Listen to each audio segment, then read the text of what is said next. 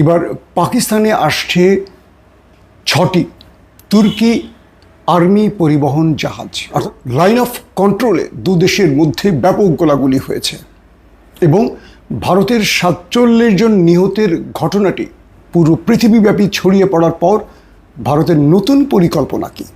একবার ঘটেছে পাল্টাপাল্টি গোলাগুলির ঘটনা। ভারতের আধিপত্য ঠেকাতে চীন পাকিস্তানের সাথে ঘোষণা দিয়েছে। এবার পাকিস্তানের পাশে থাকার ঘোষণা দিয়েছে খালিস্তান নেতা। মোদির সাথে আমেরিকা আছে।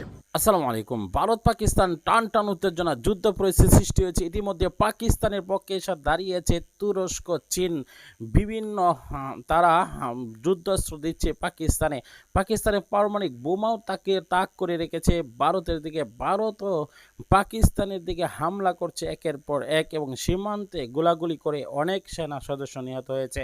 আসুন না টেনে ভিডিওটি শেষ পর্যন্ত দেখি, তাহলেই বুঝতে পারবেন কি হতে যাচ্ছে ভারত পাকিস্তানে। এবার পাকিস্তানে আসছে 6টি তুর্কি আর্মি পরিবহন জাহাজ অর্থাৎ বিমান। তুরস্ক কি পাঠালো এই সময় পাকিস্তানের জন্য? দ্বিতীয় খবর, আবারও লাইন অফ কন্ট্রোলে দু দেশের মধ্যে ব্যাপক গোলাগুলি হয়েছে এবং ভারতের 47 জন নিহতের ঘটনাটি পুরো পৃথিবীব্যাপী ছড়িয়ে পড়ার পর ভারতের নতুন পরিকল্পনা কি? 3 নম্বর ব্রেকিং খবর, এবার হামাসের স্নাইপারে 4 জন দখলদার ওপারে চলে গেছে। দুর্দান্ত অ্যাকশনে প্রতিরোধ বাহিনী। 4 নম্বর ব্রেকিং খবর, এবার হাইপারসোনিক অ্যাটাকে দখলদারদের নেভাত নামে ব্যাপক ক্ষয়ক্ষতি করল ইয়েমেনের প্রতিরোধ বাহিনী। চলুন এই 4টি খবরের বিস্তারিত জানাবো এই ভিডিওতে।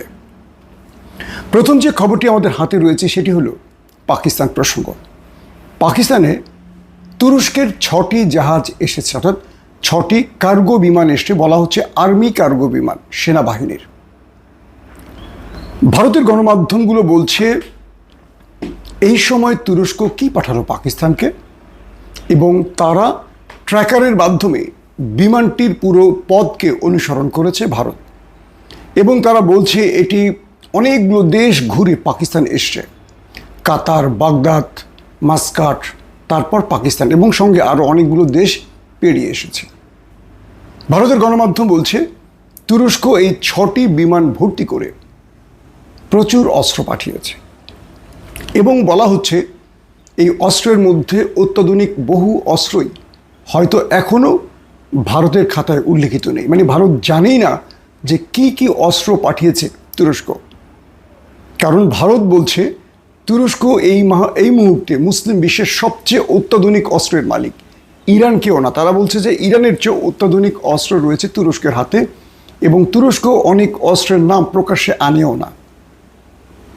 এবং তারা বলছে এই সময়ে এসে তুরস্ক পাকিস্তানকে বড় রকম অস্ত্র সহযোগিতা করছে যখন নরেন্দ্র মোদী পাকিস্তানের সাথে যুদ্ধে জড়াতে চাইছে। এখন পাকিস্তানের গণমাধ্যম বলছে যে না, এগুলো পরিবহন মানে কার্গো পরিবহন বিমান বা কার্গো বিমান এবং সেনাবাহিনীর, এটাও তারা স্বীকার করছে, বাট তারা বলছে না যে কোনো অস্ত্র এসছে। স্বাভাবিক, পাকিস্তান এটা বলবে না বা বলা উচিত না, হয়তোবা ভারতের গণমাধ্যমের দাবি মিথ্যা হতে পারে। পাকিস্তান বলছে একটি জাহাজ, ভারত বলছে 6টি, মানে 6টি বিমান। এখন পুরো বিষয়টি যেভাবে দাঁড়াচ্ছে যে তুরস্ক পাকিস্তানকে যদি সত্যিকার অর্থে অস্ত্র দিয়ে থাকে, এটা ভারতের জন্য অনেক বড় চ্যালেঞ্জ, সেটি ভারতের গণমাধ্যমের তথ্যে বা খবরে বোঝা গেছে। দ্বিতীয় গুরুত্বপূর্ণ খবরটি হলো চীন পাকিস্তানের হাতে এমন একটি অটোমেটিক অস্ত্র তুলে দিয়েছে যেটি সীমান্তের কাছে একটি গাড়ি সহ সেট করা যায়।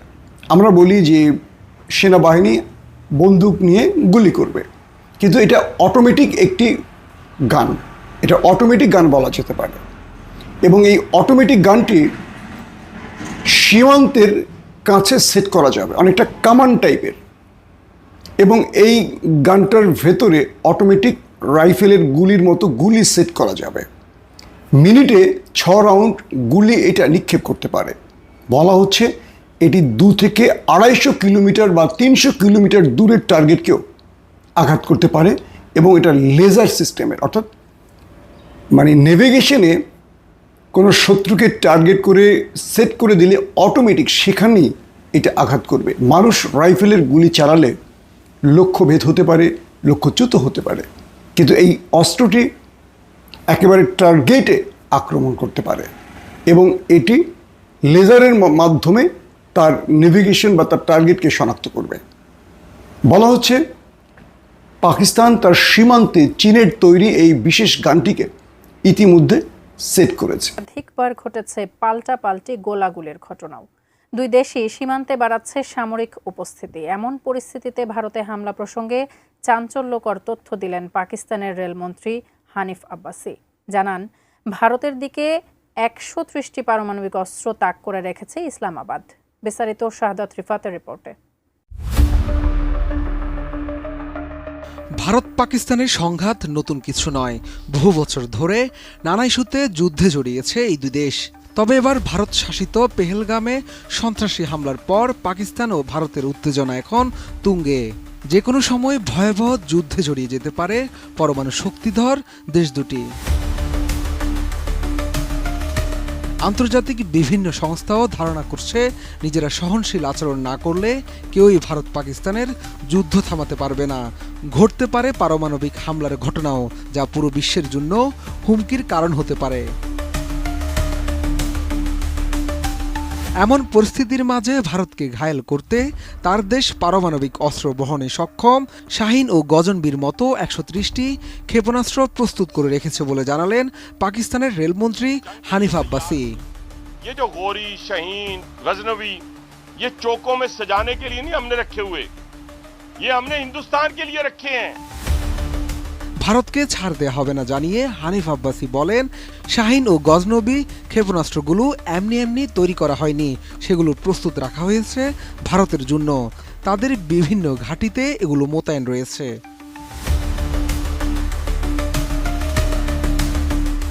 এদিকে ভারতীয় গণমাধ্যমের এক প্রতিবেদনে বলা হয়, ভারত থেকে পাকিস্তানি দূতাবাসের সামরিক কর্মকর্তাদের বহিষ্কারের মাধ্যমে দেশটির বিরুদ্ধে কূটনৈতিক ব্যবস্থা নেওয়ার পরিপ্রেক্ষিতে পাকিস্তানের রেলমন্ত্রী এমন মন্তব্য করেছেন। ये ऐलान है हमारी तरफ से, ये ना सोचिएगा कि हम ठंडे ठंडे ये बातों में से गुजर के जाएंगे।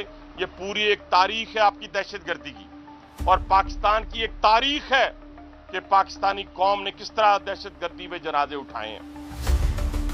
মূলত ভারতকে উদ্দেশ্য করে হানিফ আব্বাসি বলেন, এমন ব্যালিস্টিক ক্ষেপণাস্ত্র, ক্রুজ ক্ষেপণাস্ত্র শোকেসে সাজানো নেই, এগুলো ভারত। প্রিয় দর্শক, পারমাণবিক এক শক্তিধর রাষ্ট্র আর এক শক্তিধর রাষ্ট্রের উপরে হামলা করবে, সেটাই কিন্তু আমরা দেখছি। ইতিমধ্যে পারমাণবিক বোমা অস্ত্র তৈরি করার সাথে সাথে কিন্তু একটা গর্বিত বিষয় চলে আসে যে হামলা করার জন্য তারা শক্তিশালী।